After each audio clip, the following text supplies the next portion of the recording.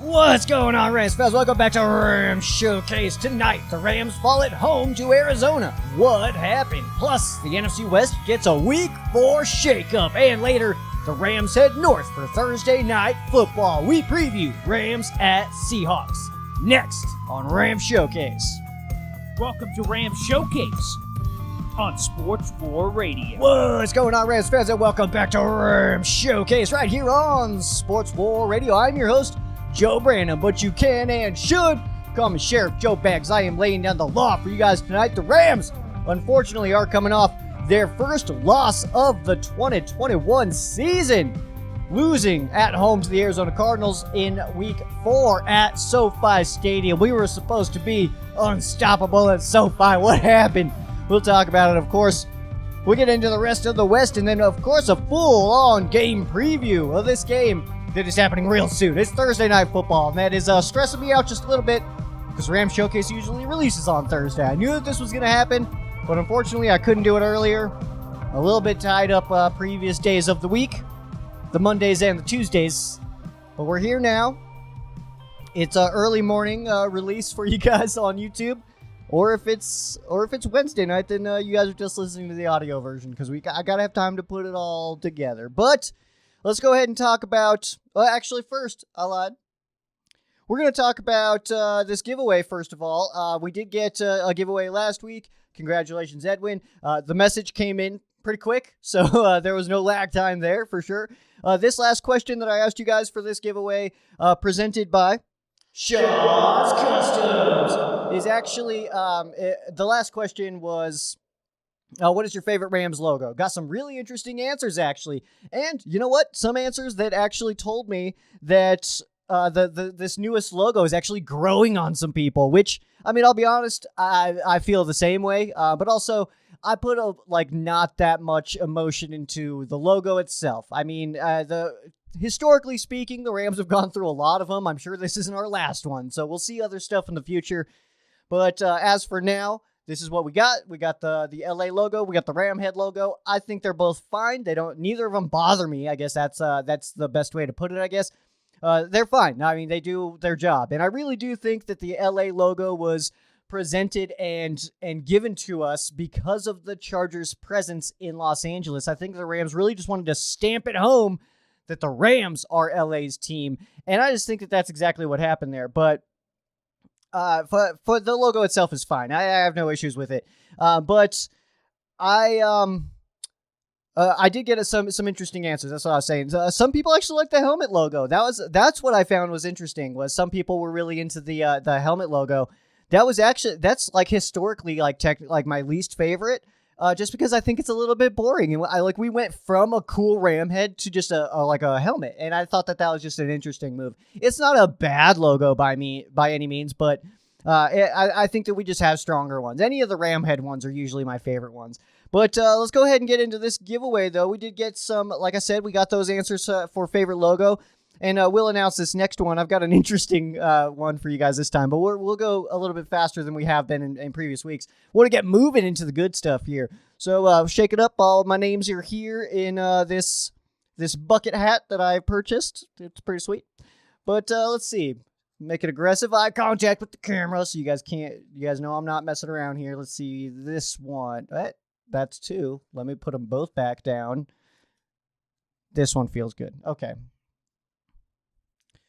All right, and the winner of this week's Shaw's Customs giveaway is Jay Acosta. You are the winner. Make sure you send me that message. We are Facebook friends, so that is okay. That is an acceptable place to put that message, okay? I know that I've said historically you need to send it to the Ram Showcase social media pages, but if we're Facebook friends, any way to get it to me is really fine. As long as I need to confirm that you did send it. So if, like Edwin, I did not see the message come in because it was so fast. I didn't see it initially. And then he messaged me on a different page. He was like, hey, I sent you a message, bro. It's probably not his tone, but that's, it's fine. But then, so I confirmed with him that way. So make sure you send that to me, Jay. Jay's actually a longtime supporter of Ram Showcase here. So used to be such a huge participant in Rams, or in Fan Quesos. Still does every once in a while, but, I mean, it's fine. People get busy and stuff like that. It doesn't hurt my feelings, I promise. I'm just going to cry about it, but my feelings are fine. But this week, guys, for our giveaway, what we're going to go ahead and do is I want you guys to drop in the comment section below on the full podcast of the YouTube version. That's what I need. To drop your favorite Sheriff Joe Bags quote. I know I have a lot of them. I know I have a lot of things that I say regularly. I get called out on certain things that I say all the time, but go ahead and drop your favorite Sheriff Joe Bags quote, something that I say regularly. And I mean, you don't have to explain any more than that. You could just drop your favorite Sheriff Joe Bags quote. That's all. I say a lot of different things every episode. There's certain quotes that I have every single episode. And I do, like I said, I get called out on them sometimes, but I'm not even going to give you guys examples because if you guys are regular watchers here, then you guys know them already. I'm sure you guys, I say most of the same things. So it's the teams change, the Sheriff Joe Bags quotes, or the Sheriff Joe Bags-isms. Sheriff-isms? Joe Bags-isms? That's a lot of S's on that one, but that's what I need from you guys. And by answering, you are giving me permission to use your name and or photos on the next episode of Ram Showcase. Ram Showcase reserves the right to change his rules at any time. And all decisions made by Ram Showcase are final. All right.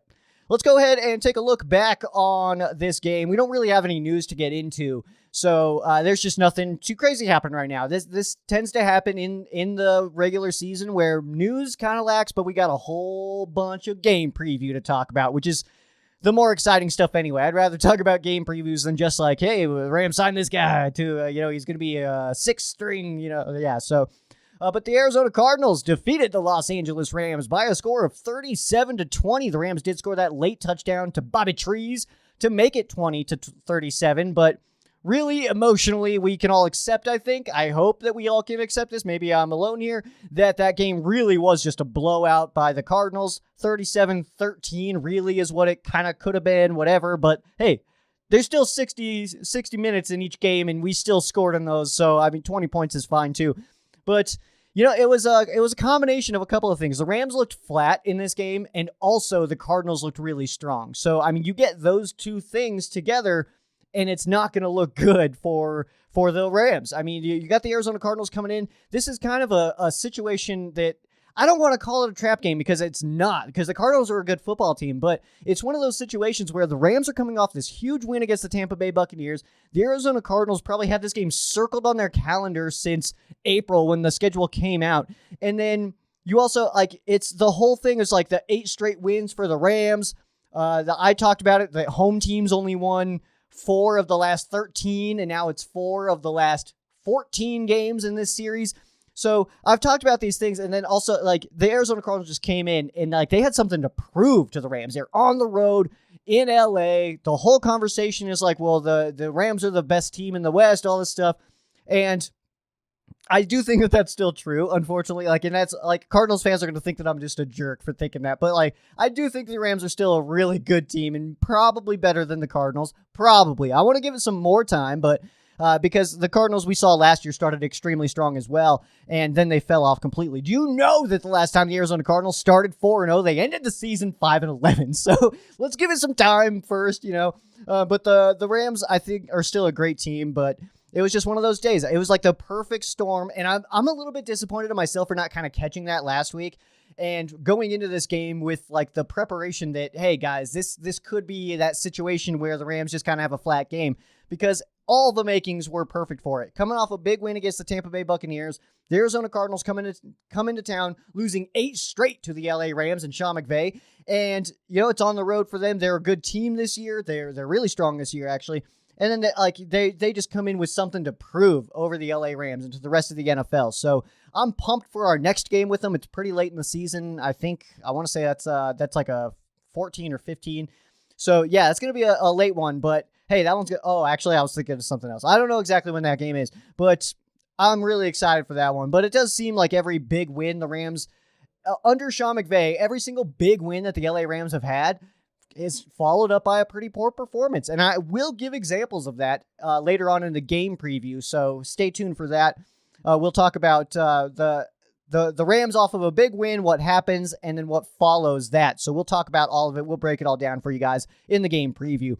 But this, let's not pretend though. Like, and I want to say, like, I don't think that, because obviously I think that the Rams played really flat and the Cardinals came in kicking butts. You know what I mean? So it was just a perfect storm. But I don't want the fact that the Rams did play really flat to take anything away from the Arizona Cardinals, because they did a great job and they have been doing a great job so far this season. I don't want to take anything away from them.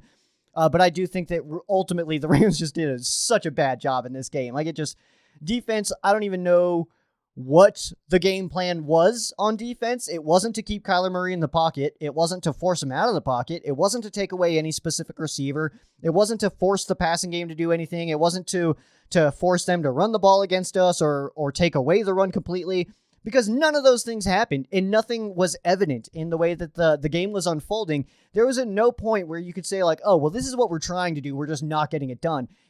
I ended the game and it was like, what was the plan? What was the game plan there? You know, you have Kyler Murray, who is being talked about for MVP this year, even though going into the game it had only been 3 weeks. You know that they have weapons for days. DeAndre Hopkins got taken out of the game last week, or in week 3, and then Christian Kirk and A.J. Green both went over 100. Why do we have David Long on A.J. Green? That just makes absolutely no sense when you have Darius Williams and Jalen Ramsey.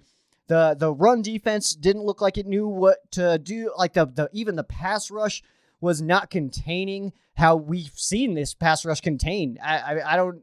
It just, that game plan just disappeared of being able to contain Kyler Murray and keep him in the pocket, because we've been able to do that every single other time we played him. So that's like my big gripe on this game, is what was the game plan?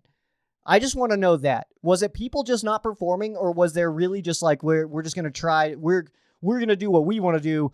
It's not worried about them. This is our defense. It doesn't matter what they're going to do, kind of thing, because that's a way to get beat. You got to, I mean, the Bill Belichick way is, his game plan is vastly different every single week, depending on the opponent.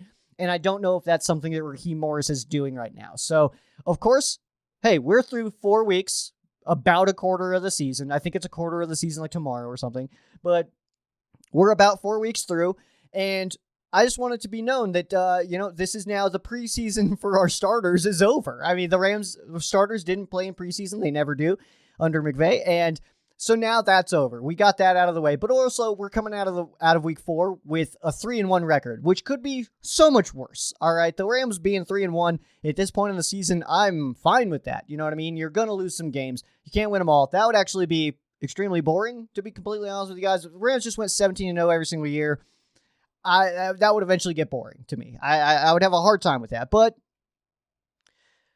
I just want to know what the plan was on defense. But also, aside from that, again, don't want to take anything away from the Arizona Cardinals, who had a great offensive game plan against the Rams. I mean, their weapons are very difficult to cover, and that's also another thing. A little sidebar here again would be that the last 2 weeks, the Rams defense has been getting a lot of flack from its own fans. Understandably so, but it's also a situation where the Rams played the Buccaneers and the Arizona Cardinals, both teams who have just weapons for days. So, I mean, do you just throw in the Chiefs next after that, because that's like the next course of action. So, yes, we have to do a better job there, but I mean, those are strong teams. I worded that backwards. Those are very strong teams with a lot of weapons, but also based on last year, the way this defense played last year, the way that we are number 1 in yards, number 1 in points, the best Rams defense probably in franchise history. And so we expect to be able to cover those teams with all those weapons, because guess what? There's a few of them now. There's a bunch of teams that have a bunch of guys to throw to. You have to be able to defend it. We expect, as Rams fans, based on last year, based on the players that we have on this roster, that we are able to keep up with those teams. That's all. Let's get into a couple of things here. But first, we're going to start with our game badge. Pull it up. This one's going to Van Jefferson, one of the only guys on offense who looked like he was just out there ready to win, man. And there was a moment there where Matt Stafford was doing some things and was like, this guy doesn't want to lose today. Like, we're going to lose, but hey, he doesn't want to. I know that much. He's busting it out here. But Van Jefferson had 6 catches for 90 yards and racked up another touchdown on the season. At times, he did look like the only guy that was actually ready out there. Like he was giving it. I mean, he was going 100 miles an hour from the first snap until the very end of the game, which I love to see that. Van Jefferson did a great job. And then, like, there's also the aspect that he is playing with just so much confidence right now. And that's really good to see out of Van Jefferson because, we have last year where the Rams are kind of in a situation where we keep hearing from Sean McVay that, hey, Van Jefferson's really good. Like, he's blowing our minds in practice and stuff like that. And then you get, 3 snaps. And it's like, is he, though, Sean? Like, come on, put him in. Like, if he's... We want to see cool catches, too. Don't keep it to yourself just in practice, man. Like, we all want to see it on TV and stuff, and it's SoFi. So, unleash him, man. But Van Jefferson is the recipient of the Week 4 game badge, and well-deserved. I'm not sure how many other guys were really in the running for this. Maybe Sebastian Joseph Day I would put in there. He's been doing great. We'll talk about him here in just a second, but that would be one of the only other guys that I would say really just deserves it. But also I could go with the entire offensive line. They've been playing great. We'll talk about them a little bit more later on as well.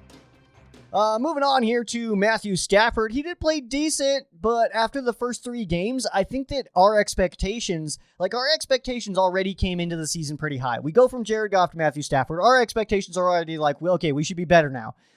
And then the first couple of games happened, and, 2-time NFC Offensive Player of the Week is a Ram already. It's 50% of the games that we've played, he's been an NFC Offensive Player of the Week. So our expectations have been kind of creeping up. And in this game, he didn't meet him. And it's unfortunate, but hey, we're going to have those games. And also, historically speaking, you can look at Matthew Stafford. He does have ups and downs. He's not just this guy all the way across. You know what I mean? He does have his ups and downs. It tends to happen. But our expectations have just been climbing on Matthew Stafford. So it's just a little bit unfortunate to see him in his first division game in the NFC West, that he just kind of fell flat a little bit. So 26 of 41. Not an amazing percentage there. 280 yards, 2 touchdowns, and 1 interception. That interception, by the way, that was a bad one. That was not a good interception to throw. It wasn't one of those where the defender just made one heck of a play and you're just like, who does that? That's who's going to complete that pass? That was a great defensive play. Because that's what you talk like, apparently, when you're watching the Rams games? I don't know. Anyway. It was just a bad throw. Shouldn't have been there. The deep balls, got to be able to connect on those. It looks like Stafford, I don't know if he understands how fast Deshaun Jackson is yet. I'm struggling with that. I don't know if he knows exactly how fast Deshaun is, because he can get it out there. All right, just go. Launch that puppy. Deshaun will go get it, man. That dude's got wheels. Next on my list, we got Daryl Henderson. He did look strong. I didn't expect to see that much of Daryl Henderson. We did see him on 14 carries. I thought it would be a little bit more reined in, but hey, man, he's looking good. Daryl Henderson's looking like a football player, man, and he's running the ball real hard, which is good to see. I think that he does still, we need to not forget that he does still have those banged up ribs. So I think that he's only going to get a little bit better as the season goes on. Rib injuries are such a pain. I don't know if you guys have had rib injuries. I talked about it last week. When you have those rib injuries, it lingers, man. Like, my rib injury lasted, it was 2.5 months before I finally put up my arm and was like, what? That doesn't hurt? Awesome. It was a long time. It was a pain, man. But Daryl Henderson is a lot tougher than I am. So, I wouldn't have played a football game after that stuff happened. So, he's tougher than I am, but he's also, Daryl Henderson, and I'm Sheriff Joe Bag. So, there's some differences there. We're basically the same person, but there are some differences there. I did expect a little bit more Sony Michel than we did see, but Hendo with 14 carries for 89 yards. And if you guys are good at math, I'm not, so I wrote it down here, 6.4 yards per carry average.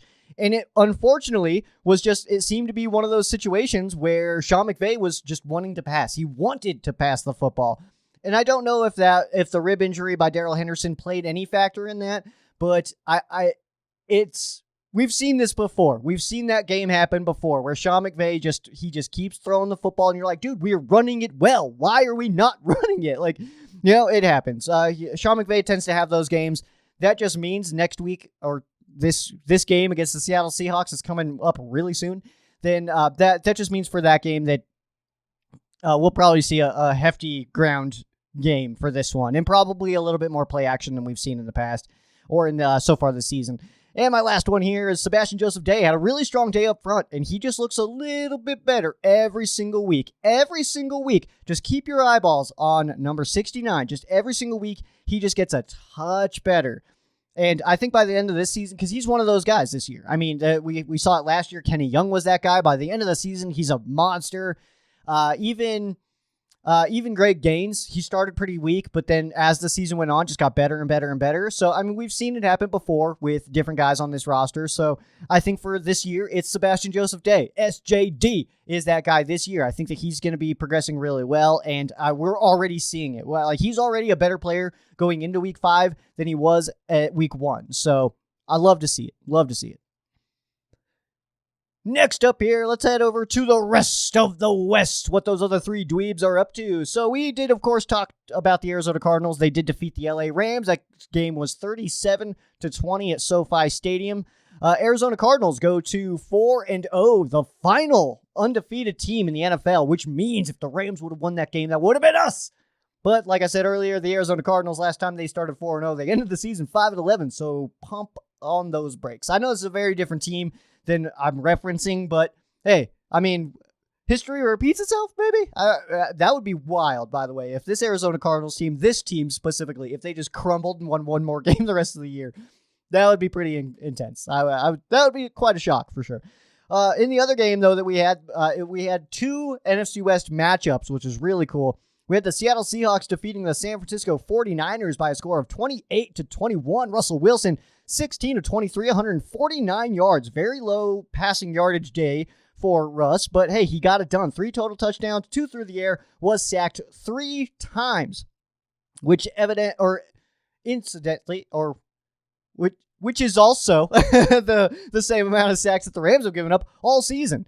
DK Metcalf had 4 catches for 65 yards and 1 tutty, and Jimmy G hurt for the 49ers. Looks like Trey Lance could be getting the start. Other reports are coming in that Jimmy could be practicing and might be ready to play against the Cardinals this week. I think it's a bad idea. I don't know if Kyle Shanahan's that dumb. Like, I don't know. Is he? I don't think so. But is he dumb enough to, like, have your guy that you moved up in the draft for, took him 3rd overall, you moved all the way up, you traded picks, all this stuff, you tell the entire universe, we don't know if our quarterback's even going to be alive on Sunday and all this stuff, and then you draft this guy and tell everybody in the world, this is the quarterback of our future. Now is your sweetest opportunity to just go ahead and throw in Trey Lance and let him play. Trial by fire. Trial by fire. That's the way to do it in the NFL. I don't know. I'm definitely on the opposite side of the let him sit camp. Okay, especially depending on who your veteran is. Jimmy G, really? That's your guy? Let him play. Let Trey play. I mean, come on now.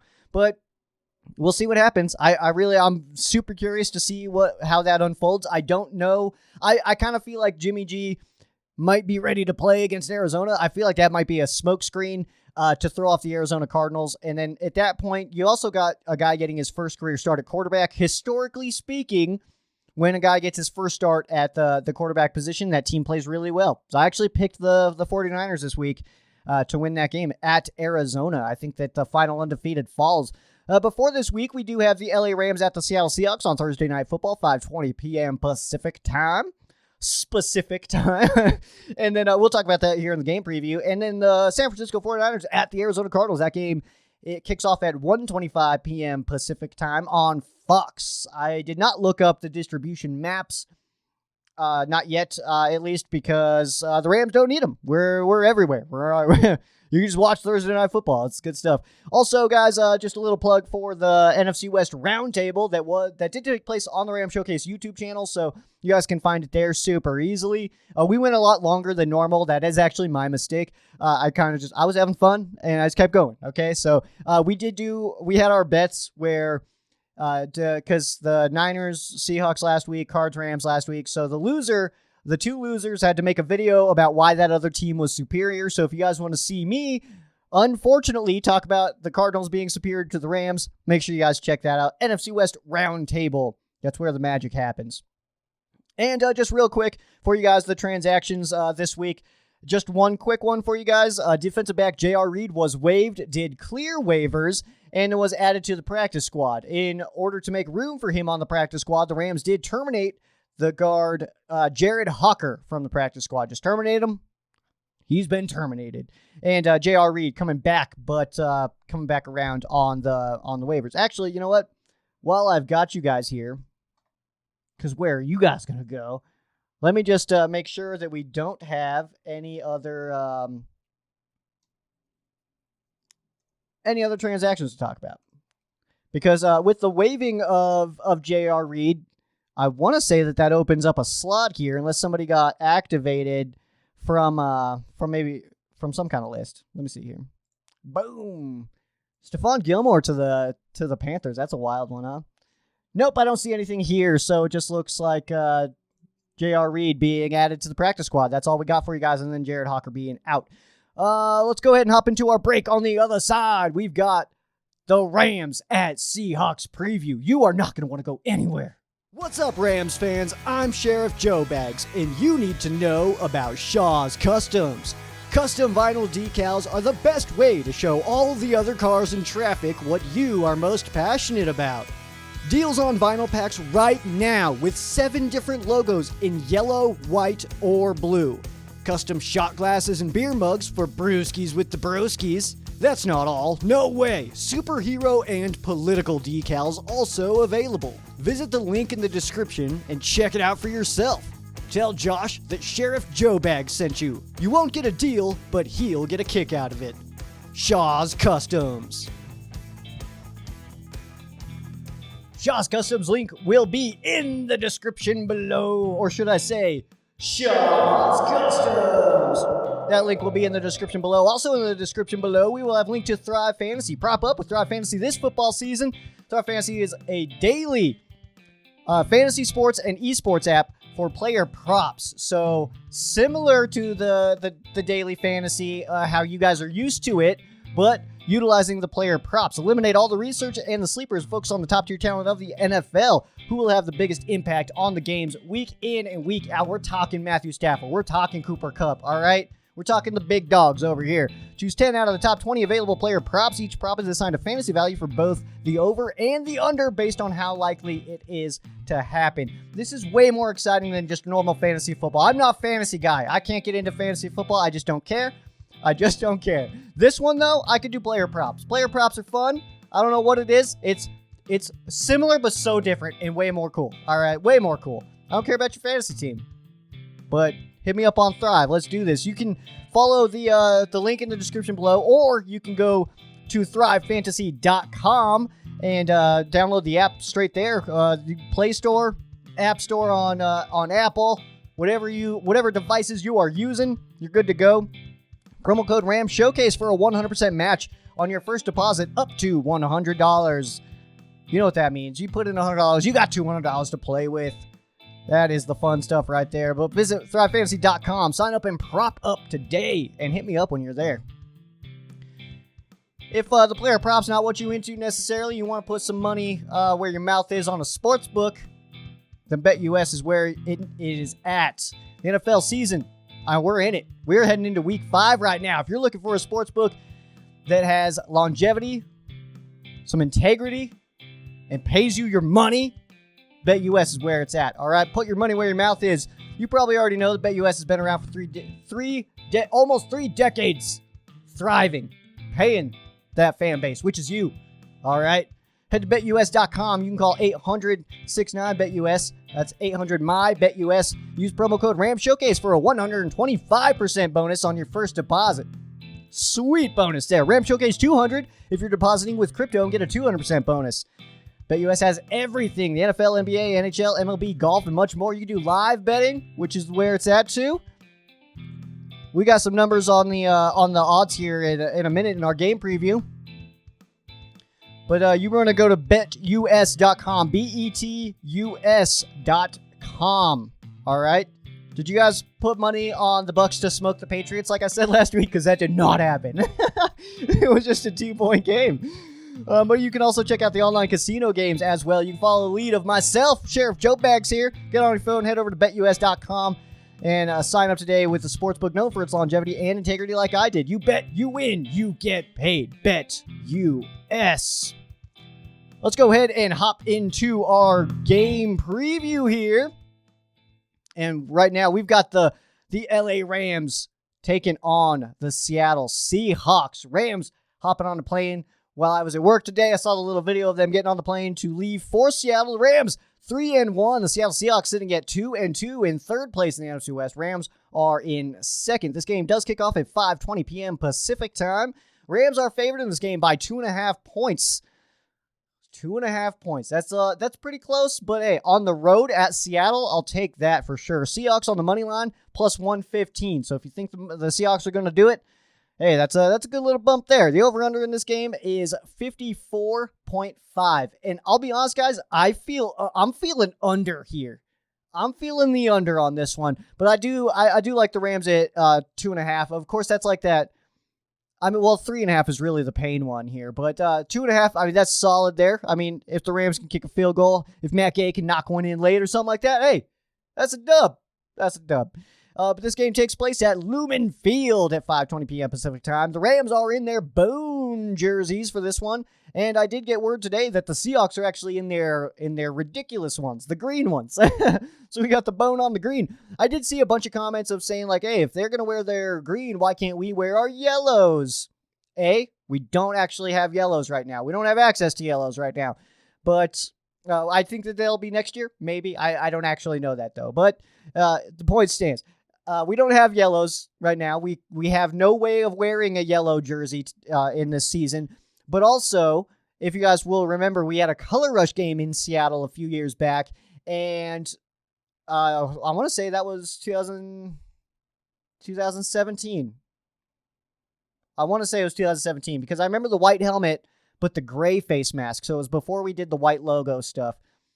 I just remember Jared Goff getting absolutely smoked by Richard Sherman on a run. But yeah, the Rams couldn't wear their Color Rush, their yellow Color Rush in that one because there's actually something with like the colorblind community that they have those colors interfere with each other quite a bit. So it's actually a no-go. We cannot wear our yellows while they wear their greens. That's a no-go. Can't do it. But the Rams will be in bone for this one. So we got our classy bones, and they have their obnoxious greens going. The history of this matchup: the Seahawks do lead the all-time series 25-22. The most recent game between these two came on the 9th of January. That was in the playoffs, and a 30-20 win for the LA Rams. The first ever game between these two came on Halloween of 1976. That was a 45-6 win for the Rams, for the LA Rams. The longest streak in this game, or in this series, the Rams have won 4 straight before, and the Seahawks have won 10 straight before. That 10-game win streak for the Seahawks came between the 2005 and 2009 seasons for the Rams, which are seasons that we all try to forget a little bit. So I don't know if I want to count that. We have to, but emotionally, that's literally what I refer to as the dark era. And that's that whole gap there. It doesn't count. We were a different team back then. Barely a team, kind of, in some regards. We had some really dope players, though. Like Steven Jackson, obviously, James Laurinaitis. So, I mean, I could spout them all off here. I just don't want it to come off like I'm talking trash, okay? Because that team was very bad, all right? I don't think that's surprising anybody. 6 wins in 3 years? Come on, guys. I'm not being a jerk here. The Rams went 2-1 against the Seahawks last year. They did lose on the 27th of December, and that was a 9-20 win for the Seahawks. We'll take a look at this game a little bit deeper here because it is actually a pretty interesting matchup that we got going in. So the Seahawks, are they good enough this season to win back-to-back division games? Possibly, but I don't think so. I think that their defense is not good enough to win 2 games in the NFC West back-to-back. They're coming off of a big win over the 49ers, but I don't know if they can do it 2 times in a row. On the Rams side, we have the question, are the Rams good enough to rebound from a sluggish performance against the Cardinals? Well, history would tell us yes. Okay, so we've seen this historically under Sean McVay. You get a big win, you fall down flat, and then you bounce back up. You thought that was concrete that the Rams fell on last week? You thought that the face was on concrete last week in week 4 against the Arizona Cardinals? Psych! Trampoline. All right, that's bouncing back up. We're going to do fine. All right, Sean McVay has been the Rams coach long enough now that we can actually see trends and start to understand tendencies, all that stuff. Like early on, it was like, hey, this guy's awesome. I don't know what's making him good or what or why this is working so well, but it is, you know. And then 2018, we see a couple of those losses. We see bounce backs and all this stuff. Yeah, we're starting now, though. He's been here long enough. We can see the ups and the downs. We can see his trends, and there are trends developing. Let's go all the way back into the time machine here. 2017. All right. 2017, the Rams did go, they started real strong this year. And this was actually the first year that we were like sans Fisher officially. So that was like a positive there. But so week 4, Rams at Cowboys, 35-30 win for the LA Rams. And this was really the moment here. It felt like a real 3-1. The Rams were 3-1, but it felt super real. Like in 2016, the year before, under Jeff Fisher, the Rams started 3-1, ended the season 4-12. So this one just felt better.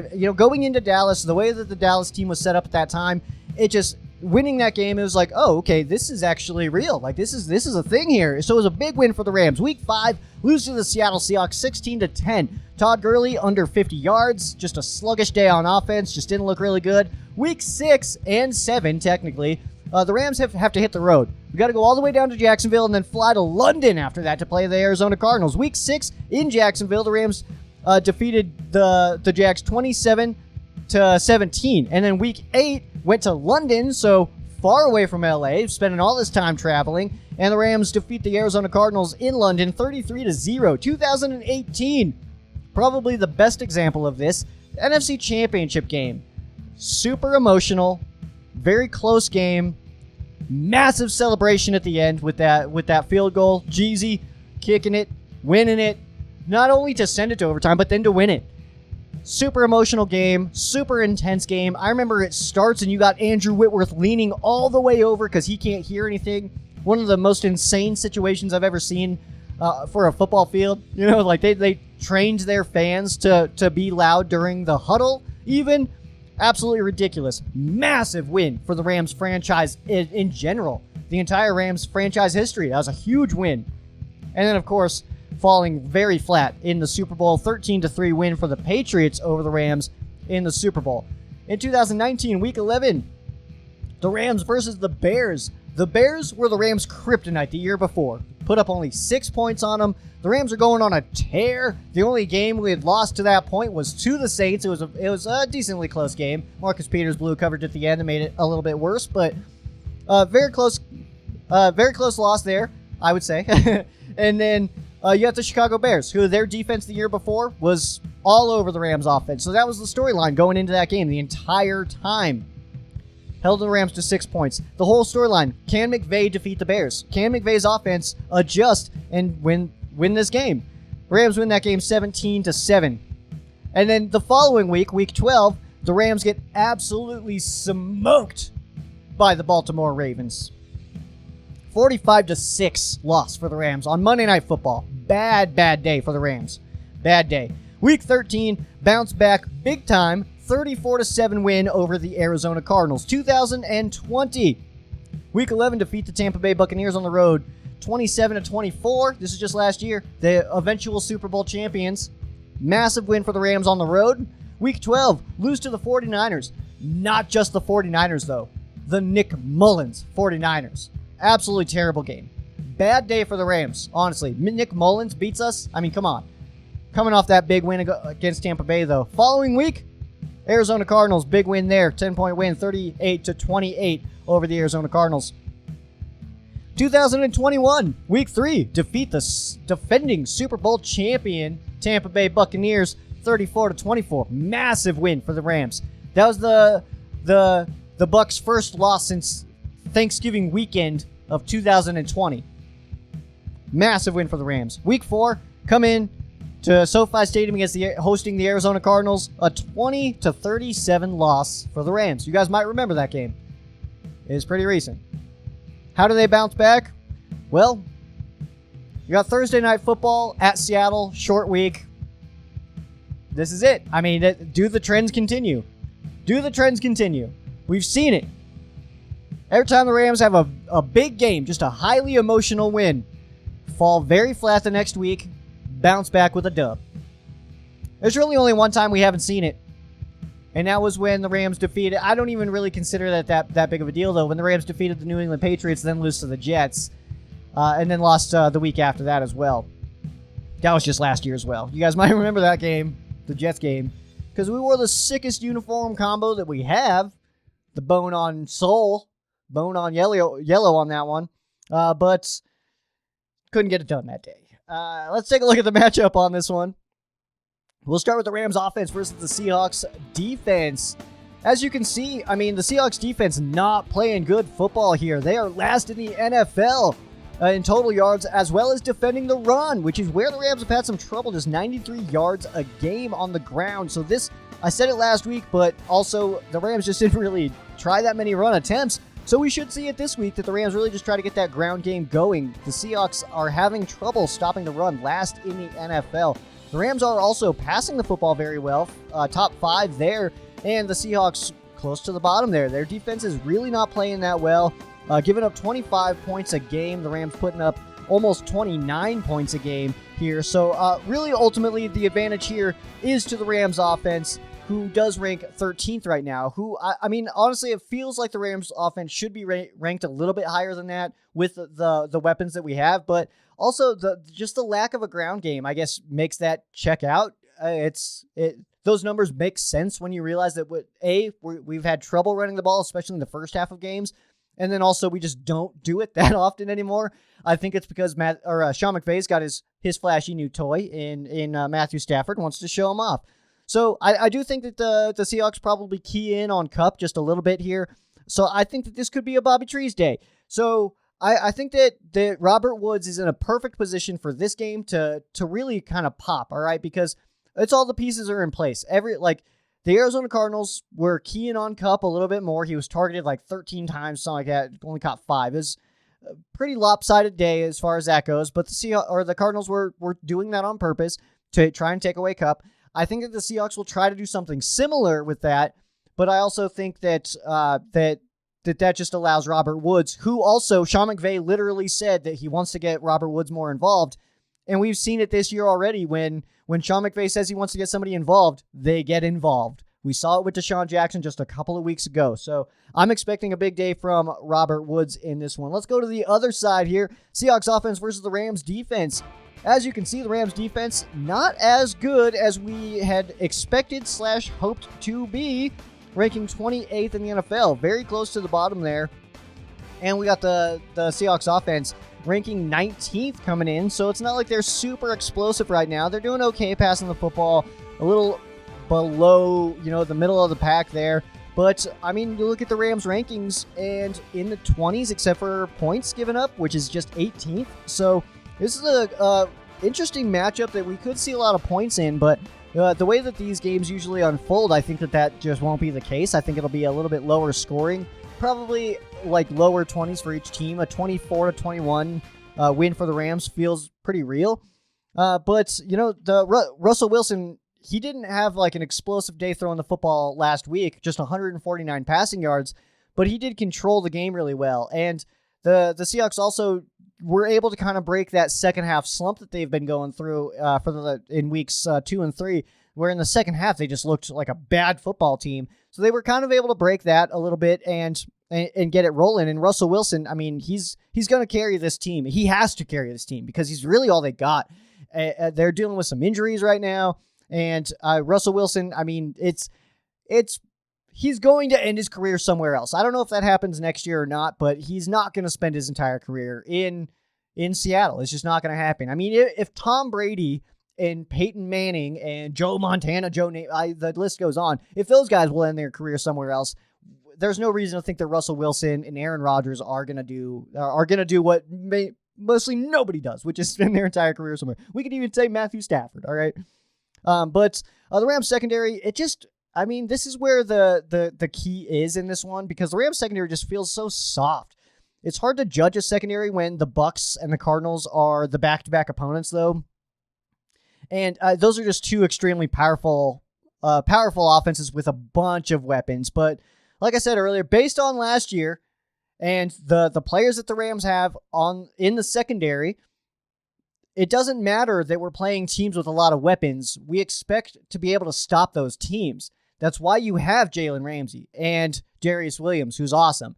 That's why you have Jordan Fuller. And this is like, it's finally starting to, like, we're seeing, like, okay, maybe Troy Hill and John Johnson, maybe those are bigger losses than I had been selling it as.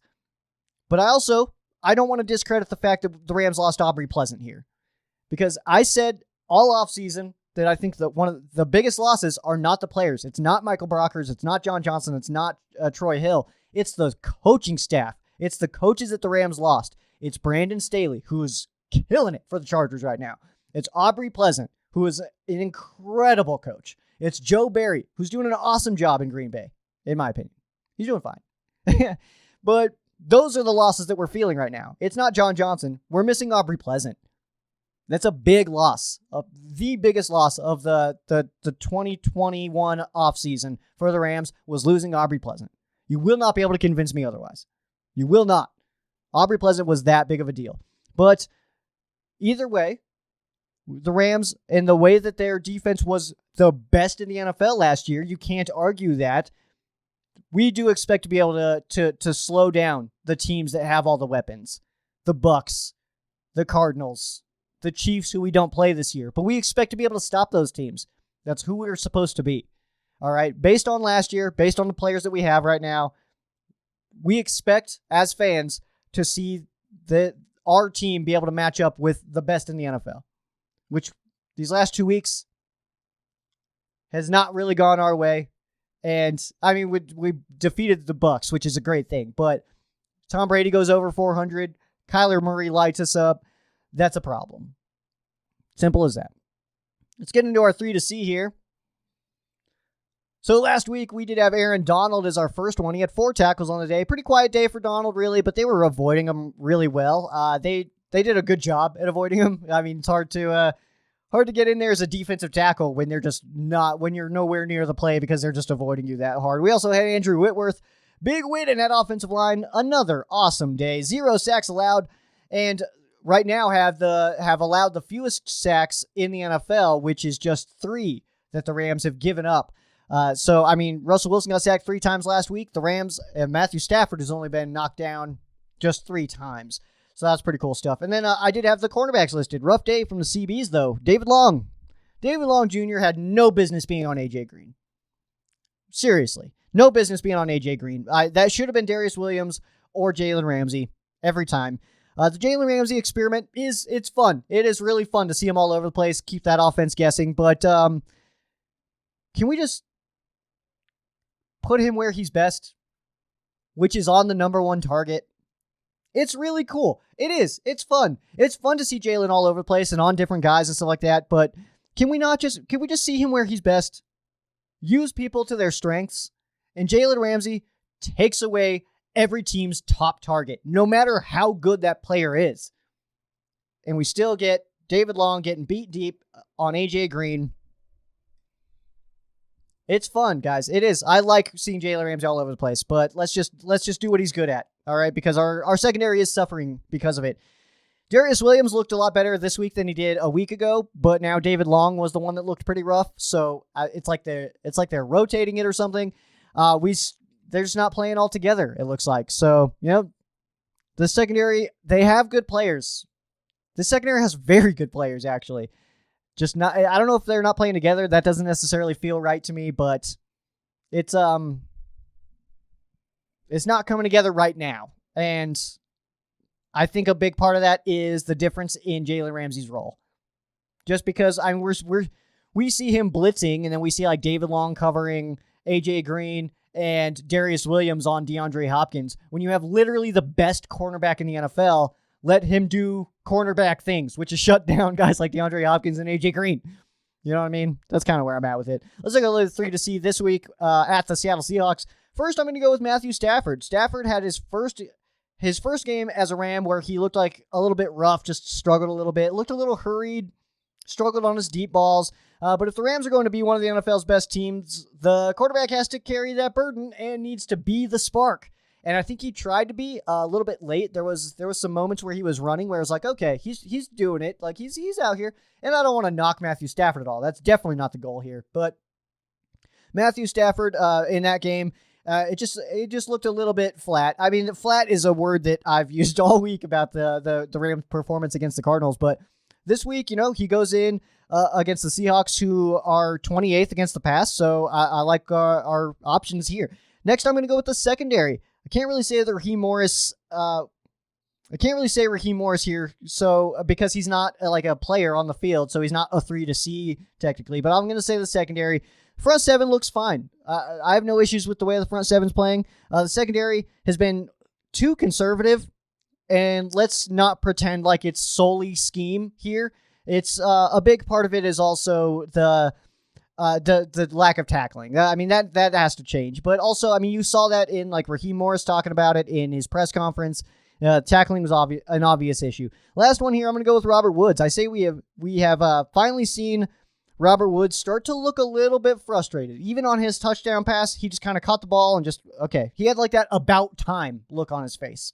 He's getting frustrated, and you could tell because Robert Woods is an absolutely amazing player, and there's times where Matthew Stafford, like it looks like he looks at him wide open and then still throws it to Cup, So of course he's getting frustrated. He had that about time look on his face. But with McVay coming out and saying that he wants to get him more involved, I guess that there was probably an in-person conversation that happened between the two that we would know nothing about. This is just a guess, by the way. And then against also one of the worst defenses in the NFL in the Seattle Seahawks, this would be the perfect week to get him rolling. All right, so that is going to be your game preview, Rams and Seahawks. I'm going to take just one quick break. I need to get a cup of water here, and we will get into our fan quesos. Not too many of them for you guys, so don't go anywhere.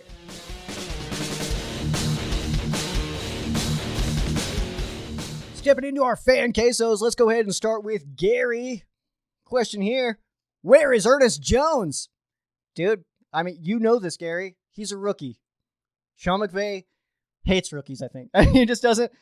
Rookies just don't play for Sean McVay that much. I mean, it's very rare that we see a rookie get a lot of carries or a lot of, I guess, snaps is the right word that I'm looking for there. We just don't see rookies get a lot of snaps under Sean McVay. So where is Ernest Jones? He'll get there. He'll get more as the season goes on. I bet we see him a little bit more.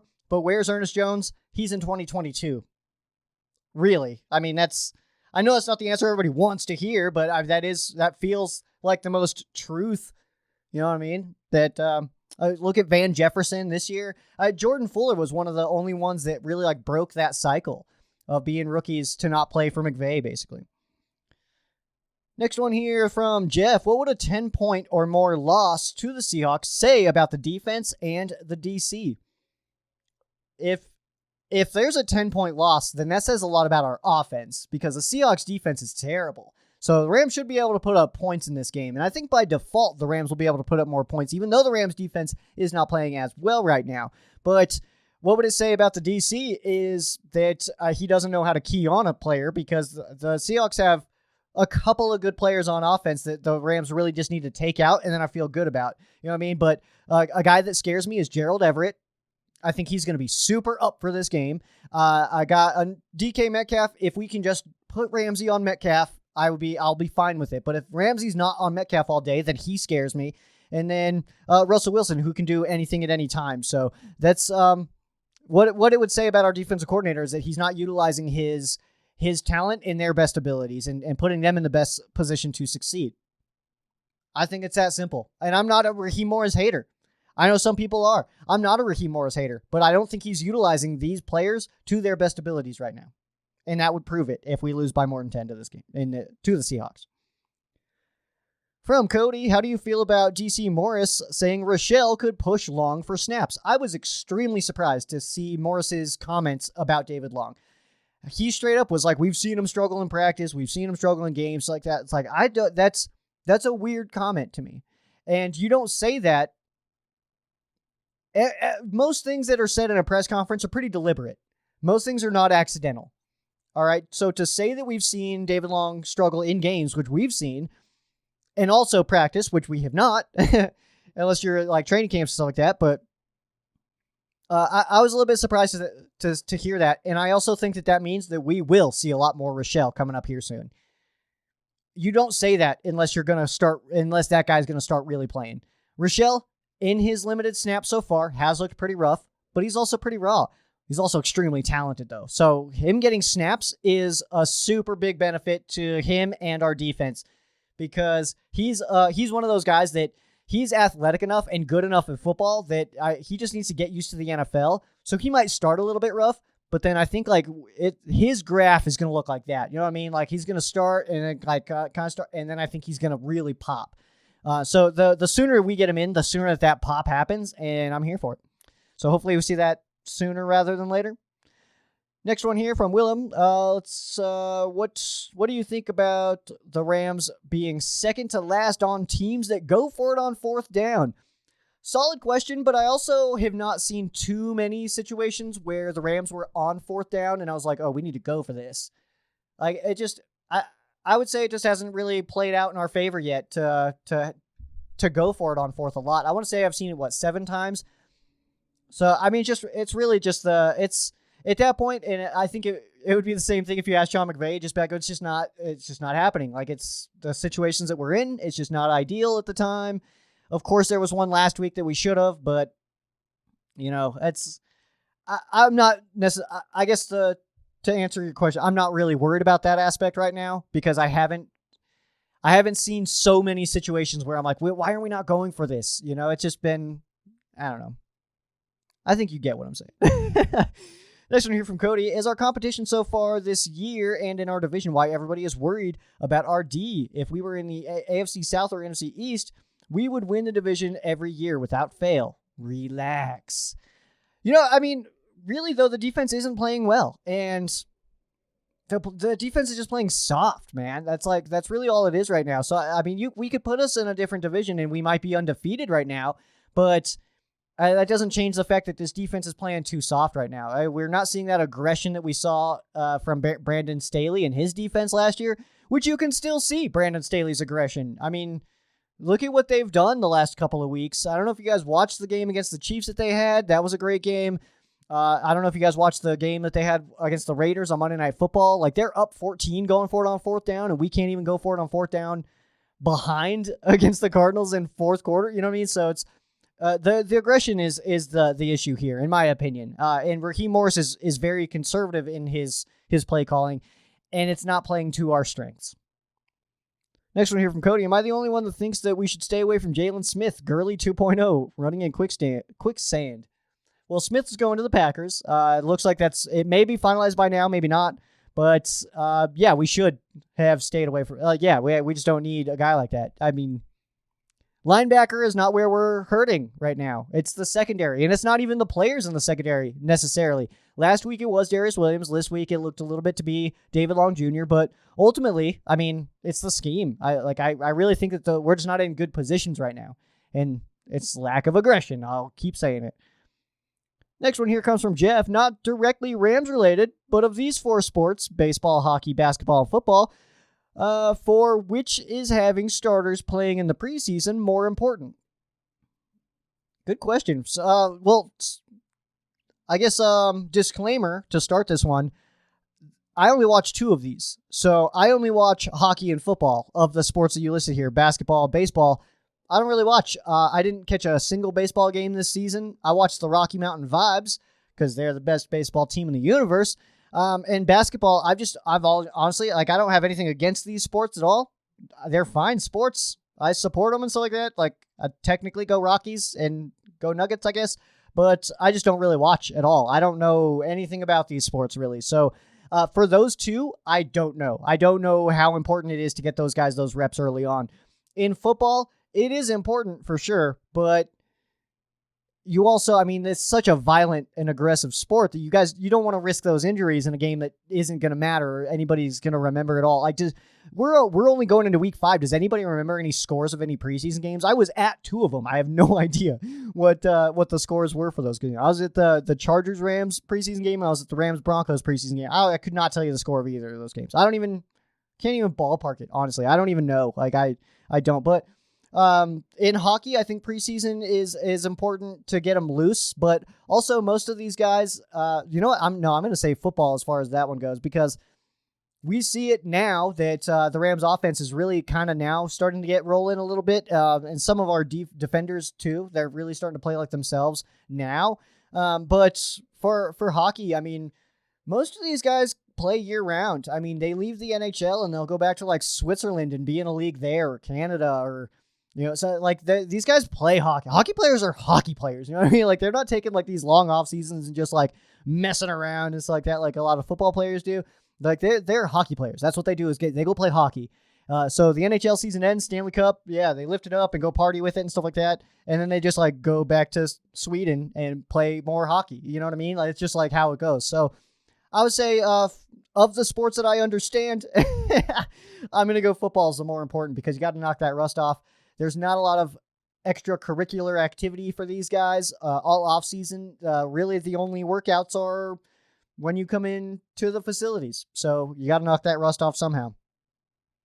Next one here comes from Nick. What do you think the biggest weakness is on the Rams team? It's that pass defense, in my opinion, man, because the players that the Rams have in the secondary are awesome players. Like, my least favorite is Taylor Rapp, and that's just because I think he's like just a super average player. He's fine, but he's not doing anything spectacular. He doesn't blow anything right now. Like, he's not like, I'm not sitting here like, dang it, Taylor Rapp, but I'm also not like, oh, Taylor Rapp, you know what I mean? Like, it's like, oh, Taylor Rapp on the tackle. Oh, Taylor Rapp, he tipped that ball, or hey, he's in on the end of that play. Like, that's all. It's super baseline for Taylor Rapp for me, you know. But the everybody else I really, really like. I'm big fans of everybody else in the secondary. Even Terrell Burgess, I think, is better than Taylor Rapp. But I mean, if he's not playing, then I mean, coaches know better than I do, so I'm not going to stress it. But I would say the secondary is just the way they're playing right now. It's not because of lack of talent. It's just soft right now. This one here comes from Drake. Not that Drake, different Drake. Ramsey Island needs to come back ASAP. Enough with this utility position. That's kind of what I was just saying. Not a question. Sorry, Joe. No worries, Drake, because it kind of leads off of what I was literally saying. Is it the way that the Rams secondary is playing? The players are awesome, but can we please just have Ramsey do what he does best, which is cover the team's number one receiver? Like in this game against the Seahawks, I would love nothing more than just to see Ramsey just manned up on DK Metcalf all day long. That's what I want to see. Take DK out of the game. Jordan Fuller and Kenny Young can handle somebody like Gerald Everett. Yeah, and I do like Darius Williams. He did play a lot better last week. He can handle the other side there. I don't think that that's bad defense at all. All right. Just put Ramsey where he plays his best. The utility position or whatever they call it. I've heard a couple different things. It's all over the place, sporadic, and obnoxious. I'm not a fan. We're in blue pants, by the way. I don't know if that has nothing to do with your comment, but we're bone on blue for whatever that's worth, you guys. Fernando wants to know, will Raheem Morris finish the season with the Rams? Yes, he will. I don't see a reason that the Rams would move him right now. It just wouldn't make a lot of sense to do that in the season because, honestly, who is going to replace him? That would be my question back to you, is if the Rams were to be like, all right, dude, get out of here, you know. But like if that were to happen, who would come in and be that defensive coordinator that would do a better job? That's my question, because we'd have to probably go from within, and we did just lose the two guys that I would have put there, Aubrey Pleasant, Joe Barry. So no, he'll make it through. He'll make it through the season. And then you know what? Like at first I was on the train, and I don't want to bash Raheem. That's because I think he's going to get better. He's this is his first season with us. He's only had 4 games as the Rams defensive coordinator. You know what I mean? So he's still learning our team and all that stuff, and people can get better. I mean, a snapshot of week 4 is not just who the Rams are for the rest of the season now. You know what I mean? It's not like you take that game and it's like you just copy and paste into every single game, and that's exactly what you're going to get. That's not the case. Players get better, players get worse. Coaches get better, coaches get worse. And schemes get better. You got a good scheme, you got a bad scheme. You try to have this scheme against this team, but they do this, so it doesn't work. You try to have this scheme, but then they do this, so it works better. Like there's so many different factors that go into it. I think that we'll see some progression in Raheem Morris as the season goes on. He's a very good coach. He is a good coach. The players love him. But I think that right now he's still kind of feeling it out a little bit. And I think that Raheem Morris, the way that the Rams are playing defense and the way that Raheem Morris is calling the defensive game plans, it seems like he's trying to not lose the game. It's like, okay, don't lose. Don't get beat deep. Don't lose the game that way. Watch this guy. Like, it's everybody pull back. Don't lose the game this way. We're not going out and trying to win the game. We're just trying not to lose the game. And there's a big difference there. Some of you guys know exactly what I'm talking about. Some of you guys are like, what are you saying right now? But there's a difference between trying to win a game and trying not to lose a game. One's aggressive, one's a little bit pulled back, and I think we're seeing that with Raheem Morris. I think we're seeing the conservative side of him right now, and I do think that'll switch. The last question here comes from GP Shadow via the YouTube channel. Do you ever turn the game off while the Rams are getting blown out? Or do you feel slightly disloyal like myself? Usually someone I'm watching with suggests to change the channel or leave the game. I can tell you with absolute confidence, I have never done that. And that's not to say that I'm a better fan than you because I watch blowouts all the way through. That's not the case. It's just, I guess part of it is in this position, it being Sheriff Joe Bags with these lights on me and this microphone in front of me and stuff like that. I need to know what happens. You know what I mean? I can't just switch it off and just be like, we got blown out. And then just say that the next week, we got blown out. I need to be able to say, hey, Robert Woods, his facial expression said about time when he caught that fourth quarter touchdown. I need to be able to have that stuff. So no, I've never done that. I've watched blowouts. I definitely, I remember there's a quick story when I was watching the Rams Patriots in London, and I was sitting there at the bar and we score first deep ball. It was like a 50-yard pass, from Bradford to Chris Givens. Beautiful play. I'm going nuts. I was like, dude, all right. We're up on the Patriots right now. This is awesome. We're going to do great. And then we got absolutely smoked. It was 45-7 or something. And I remember sitting there watching the whole game. There's a minute left. Nothing crazy. I'm sitting down. I've just eaten or something. Speaking of eating, need to do that soon. But I'm sitting there and I hear from behind me. They're not talking to me. These two people not talking to me. Anything like that. They're kind of far back or anything like that. It's kind of quiet in the bar this day for some reason. And I just hear him say I hear it's kind of out of the corner is, man, that guy's such a hardcore fan. It doesn't matter what the score is. He always finishes the game. And I love that. You know what I mean? There's still a bunch of fans there now that when other Rams fans show up, other fans that I don't even really talk to, I don't even know their names like that. They'll come in and have my back in situations of nah, man, this guy, he's the most hardcore Rams fan I know. He's been here since they were terrible and stuff like that. I started going to that bar in 2010. I just remember that because it was Bradford's rookie season. And that was when I started going there. And so those fans know that I'm just the hardcore dude who's just going to watch the whole thing. Doesn't matter. I do not miss a Rams snap. I've said that before. I don't miss a Rams snap. Start to finish. If I do miss a snap, if say we had the 2:05 kickoff last week, we were able to catch the kickoff, but because the who are they? The Dolphins game ended pretty early, so we got that TV. And then but it's happened where I've missed the first couple snaps, and I'll always go back and watch those. I just need to know what happened, man. So, no, I cannot relate to that, unfortunately. I understand people do it. I understand people sometimes will be like, we're not going to win. I'm not going to watch, whatever. But I just can't do it, man. The Rams, I mean, how many hours are there in a week? It's 168 or something like that. I can spend 3 watching the Rams, no matter how it's going. That's kind of how I see it. And we only get, 17, sometimes more a year.